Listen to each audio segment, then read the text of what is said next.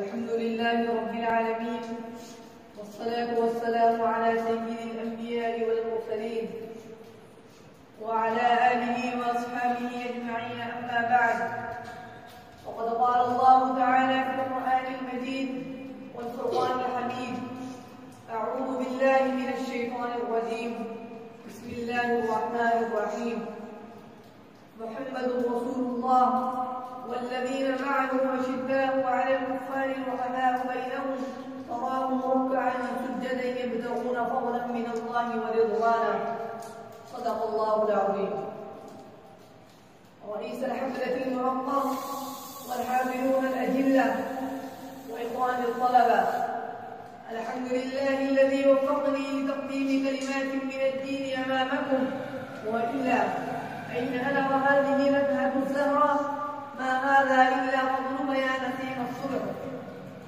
قد تلوت قطعة من آيات القرآن الكريم بين أيديكم، مفهومها واضح ومعناها بين، لا حاجة إلى التفصيل والتوضيح، ولكن بعد ذلك ألقي علي ضوء.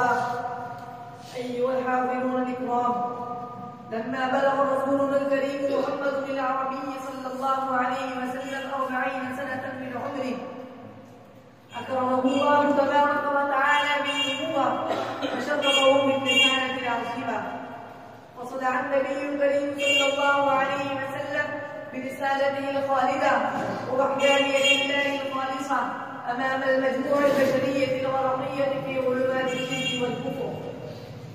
فلما الذين يحبون الحق دعوتهم واختاروا طاعته من قالوا له، ولكن الذين كانوا أشقياء أغليا صمدوا على عنادهم وثبتوا على مواده الحق، وتفقوا يعذبون أصحابه ويقتلون أحزابه، حتى ضاقت عليهم الأرض بما رحبت وضاقت عليهم أنفسهم. رغم هذه العوائق لم يمتنع رسول الله صلى الله عليه وسلم أية لحظة من اللحظات، ولم يرجع عنها أية ساعة من الساعات، وتبع الرسول وأصحابه كل نوع من الطمع كي يكفوا عن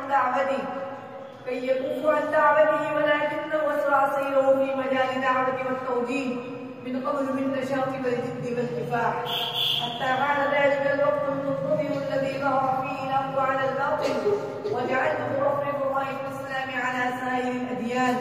وصدق قول الله عز وجل: قل جاء الحق وزهق الباطل. Thanks for watching. Don't forget to like, comment, share and subscribe to Al Wahid channel.